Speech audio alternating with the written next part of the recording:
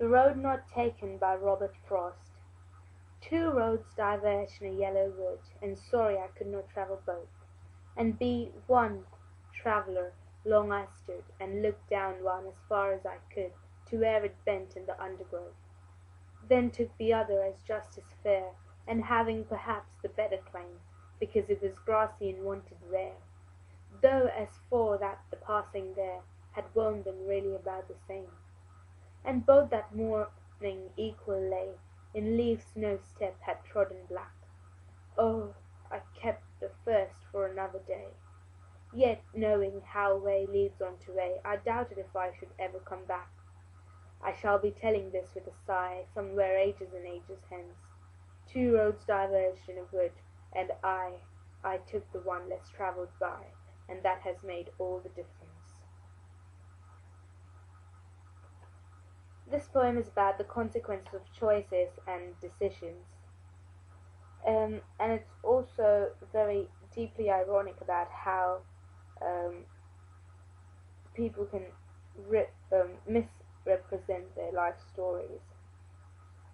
Um, we see at the start, the road not taken. The title is very reflective, and it's talking about choices in our life, and it could apply to anyone universally because it's a universal problem. The first phrase, the first line, um, yellow is a word which is used here to show us that it's a very mature time, a time which is at the peak, and it kind of makes the difference to what's to come. And we also see the long vowel sounds in wood show a hesitance and slows the pace down. And the kind of apologetic or regretful tone in this, which comes across with the phrase "and sorry I could not travel both," kind of shows that they were equally valuable, and it has a kind of mythical, philosophical feel to this whole poem. The soft consonant sounds in the poem create this reflective tone, and we also see that he considers long and hard and tries to see consequences, and he looks down one as far as he could. And but we can see that trying to predict the future outcome is quite a waste of time, because the future is unpredictable, because it's kind of bent in the undergrowth. It's got a very irregular pattern to it, which shows confusion, sorry. And in the second stanza, the first line shows us again a sense of confusion because of the syntax. The word order is very confusing, and this makes us identify the confused tone of the person in the poem.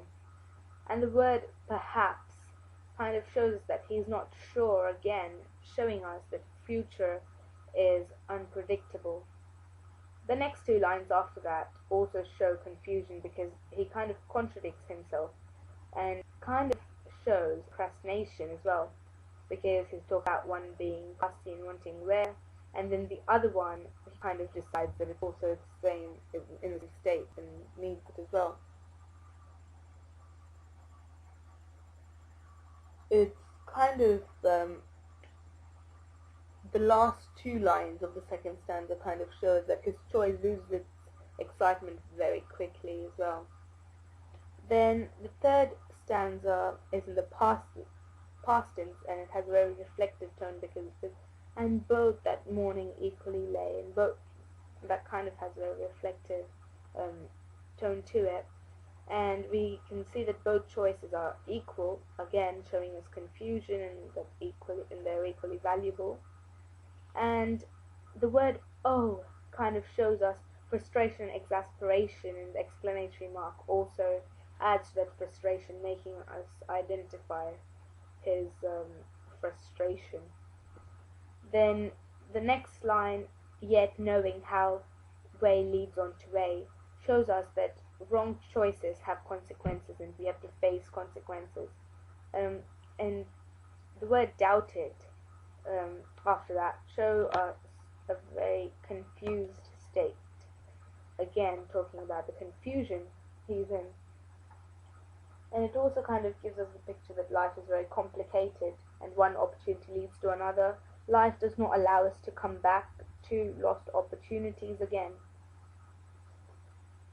And we also see from that stanza that both choices seem very fresh and inviting, and few people had done these things before. The last stanza is back to the future tense. Well, actually, it's not back to the future tense, but it moves into the future tense. And we find this with the phrase shall be, which is very tentative, and it shows us a shift in tense. And the word sigh is very onomatopoeic, kind of sigh, and that adds to the annoyance and boredom and whatever else he might be feeling. And sigh, if you think about it, is very ambiguous, and as I mentioned, it could mean annoyance, boredom, frustration, or it could be relief or even pride in a sense. And the next phrase, somewhere ages and ages hence, it has a semicolon after it, and this kind of show us that it's a break, and the lines following that break are what he would narrate when he ages. And the hyphen used after I shows a pause, probably a hesitation. This could mean regret, or it could also mean kind of thoughtful satisfaction, if you wish.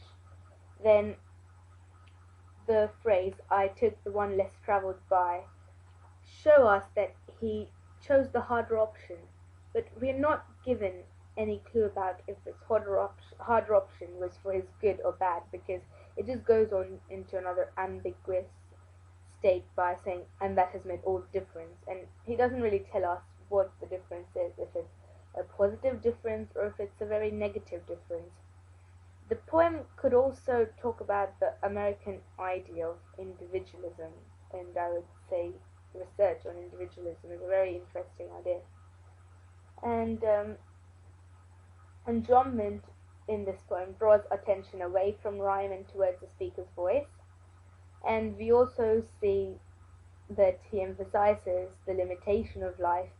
We have free choice, but only up to a point.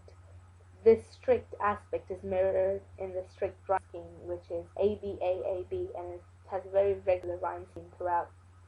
But the attention is drawn away from the rhyme scheme because of enjambment. Its ambiguous ending shows us that we may not always get things right. We can't be sure that we've made the right choice. We might have, but we may not have either. And it also shows us the lack of uncertainty in life, and it's mirrored in the lack of uncertainty in the poem as well.